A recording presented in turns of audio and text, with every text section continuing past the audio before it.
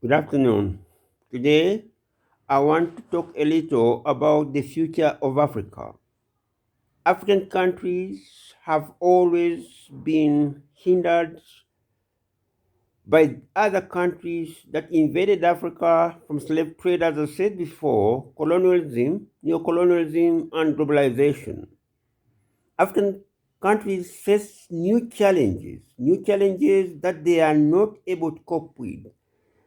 We are now facing what is called globalization. Globalization is flooding of African markets with goods from developed countries that African countries gain nothing from, but spend a lot of money to cater for them. That within the African countries, we have another danger where Bretton Woods institutions like the World Bank and IMF and even the Chinese government, they lend African governments money to build roads, to build airports and bridges. But the implementers of those projects, the road builders, the constructors, are companies that come from those countries. So there's nothing that African countries benefit from loans like that because their corporations and companies are not allowed to do the implementation of those projects.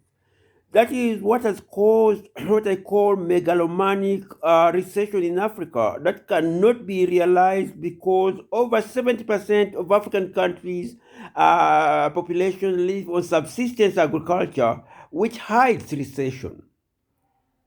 That this kind of anomaly must be changed. We cannot continue to borrow money according to the interests of foreign donors or foreign loan givers. That Africa needs money for things like wages. We need to borrow money to pay for government employees, to increase the number of government employees in every country, because that is what can increase the purchasing power of African countries. Increased purchasing power leads to more sales by business people. If there are more sales, excuse me, if there are more sales, governments can collect more taxes and can repay the loan. That a road in an African country which is supposed to attract foreign donors is useless to African people if they have no money. You'd rather walk in the bush when you have money in the pocket and go and buy something for your family. What does a road help an African man, woman, or child when they have no resources to eat, to spend on food and whatever they need? So I am calling upon developed countries that a new agenda must be negotiated between African countries and the 33 countries that most affected Africa's history, our economy, our politics, and even culture. That before colonialism and slave trade, Africans did not have cities. That colonialists came and attacked our people, slave traders attacked our people, neocolonialism attacked our people, and today globalization. That a new agenda must be negotiated between African countries and developed countries. I am talking about trade, a model that works for African countries and developed countries. And that must begin with reparations. That African people, African countries lost a lot of manpower of young people who had to be taken to Europe, the Americas, and Asia, Arabia to develop those countries. They worked as slaves, as machines for those countries because by the time of slave trade, there was not much technology.